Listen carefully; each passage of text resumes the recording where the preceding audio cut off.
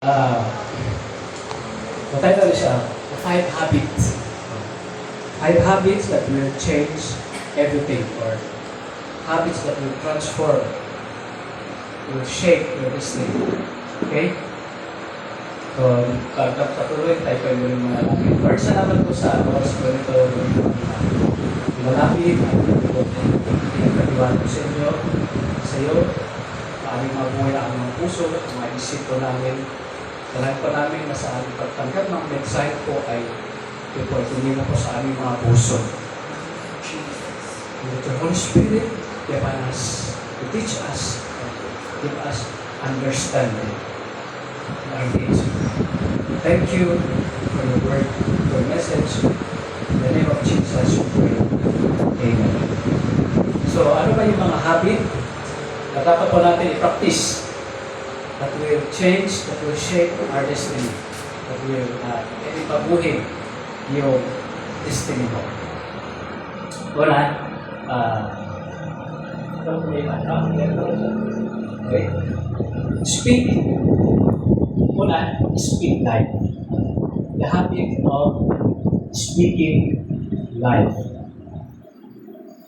Sabi po sa Proverbs verse 21, life and death are in the power of the tongue.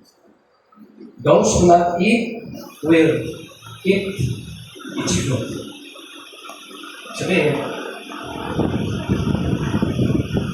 buhay o kamatayan ay nasa kapangyarihan ng ating mga bibig, kapangyarihan ng mga lumalabas sa ating mga bibig. Lahat ng sinasabi ko natin ay aanihin din mo natin. Okay? So, ano ba yung gusto nyo? Do you want to speak life or do you want to speak death? When you're cursing, you're speaking death. Pag ikaw ay cursing na nagsusot ka o nagpupura, parang nagsasalita ng death. So, what do you prefer? Ano ba gusto mong ibigkas o lalabas sa bibig? Yung pagbibigay buhay ba? So, siyempre, as Christian, we want to speak life. Amen? Alam niyo ba yung ating mga sinasabi, our words, our spirit. Mga espiritu yan. Mga sinasabi natin, espiritu yan. And every word na lumalabas sa ating mga bibig, it carries yung power. Ang mga sinasabi, ang mga binibigkas natin, ang mga lumalabas sa ating mga bibig, ay may kapangyarihan. Do you agree? Amen.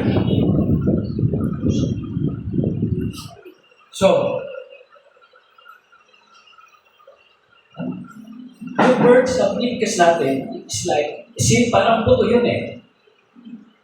Parang buto sa lupa ng ating kinabukasan. So, when you speak negativity, parang nagtatanim ng buto na nasisira sa inyong kinabukasan. Parang you are foreseeing your future. Parang kayo mga tao na hindi mo kaya, wala yata akong pag-asa, hindi yata ako makaratakot ng trabaho, wala yata magandang mangyayari sa atin. Ano ba? Parang nagsasalita ka na ang mga bagay na sisira ng inyong kinabukasan. So instead of speaking negativity, speak life. Speaks blessings. Speaks faith. Amen? Amen. So, i-practice mo natin yan. Every morning, pagkagising mo pa lang, sabihin mo na, I am blessed. Yes. Ako ay pinagpala. I am chosen. Ako ay pinili. Amen. Good things will come my way. My future is bright. Ang naman yung pagkakaroon eh. speak the blessings, lalo i-declare mo yung mga blessings, lalo yung mga pangako ng Diyos. Amen. Diba? Kahit ang sa tingin mo parang wala yatang mangyayari sa akin, you have to speak blessing. Amen. Parang hindi yata ako matatanggap sa trabaho. Matatanggap ako, magkakaroon ako ng trabaho. Amen. Parang nakikita ko, wala mo yata. You have to speak it. Sabihin mo, magkakaroon din ako ng trabaho. Amen? But with faith, hindi yata puputi yung ating kalagayan. Diba? Para wala yata makikita mga open doors. Na kaya nasa tingin mga saradong mga pagkakataon, that to speak. Sabi mo, magkakaroon din ng mga opportunities. Amen? Amen. So, speak life. Speak blessings sa buhay mo. At makikita mo, may mangyayari. Makikita mo yung mangyayari sa buhay. May magandang mangyayari sa buhay mo. Amen. So, instead of speaking negativity, speak life. Speak blessings. Declare mo yung mga pangako ng Diyos. Declare mo sa iyo yung mga pagpapalo. Kahit ang sa tingin mo, parang hindi mangyayari. Pero i-declare mo tayo. Buhay pa ng pagpapalo. Amen. Okay? Kasi yung pamilya. So instead of cursing your future, instead of magkakasawa walang magkakasawa sa akin.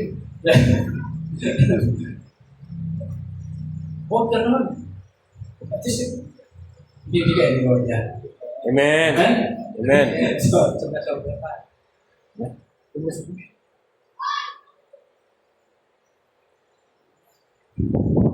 Ano pa ba? Lagi na yung negative yung pag-iisip niya. Baliktarin mo. Gawin mong magandang bigkas. Magandang salita.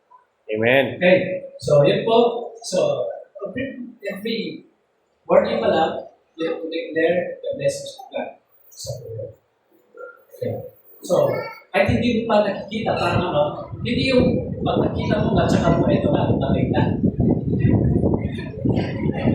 I-declare mo na hanggang sa makita mo. Amen. Kahit parang malabo, kahit parang walang pag-asa, declare mo na hanggang sa makita mo. Yung dinideclare mo. Amen. Okay? So, instead of declaring death or speaking death, speak life. So, speak blessing sa buhay mo. Okay, so yun po yung kailangan po natin gawing habit, makasanayan na gawin po natin. Okay? Pangalawa,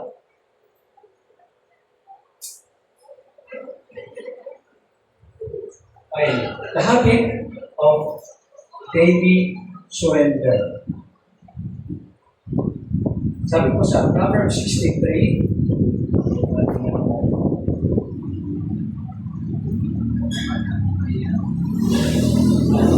so,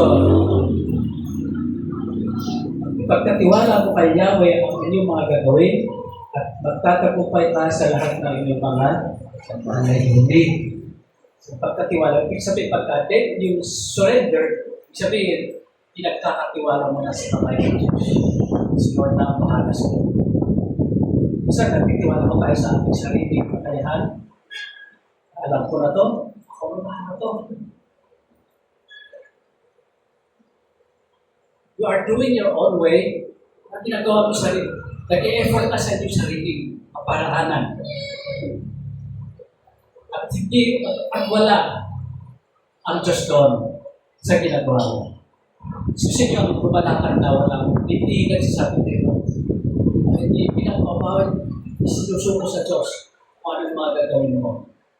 Di ba parang alam mo na, hindi na kailangan si Lord dito. Hindi na ako pakailangan si Lord dito. Ako to. Pero madalas magkakaroon eh. So, it's a form of pride. Yung bang tiwala ko sa sarili mo na, ay, kaya ko to, magaling ako dito eh. Dito yung ano ko eh. Kaya minsan, we end up in frustration. Minsan nabibigo ka tayo. Frustrate ko tayo. Mas lalo tayo nagkakaproblema.